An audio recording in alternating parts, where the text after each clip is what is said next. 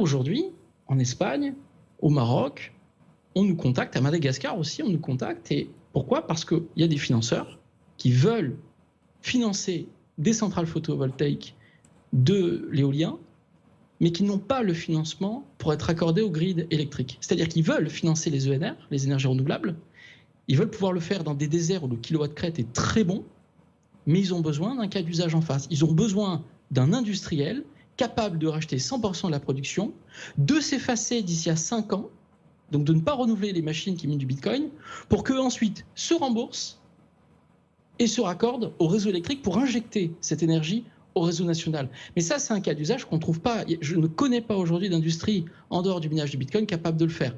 Et je voudrais juste parler du Maroc aussi, qui me paraît extrêmement important, parce que c'est vraiment un cas d'école sur lequel on est positionné aujourd'hui et sur lequel on va pleinement. Dans le sud du Maroc, il y a des paysans, des agriculteurs, qui n'ont pas accès à l'énergie dont ils auraient besoin pour pomper l'eau des nappes phréatiques pour irriguer leur sol.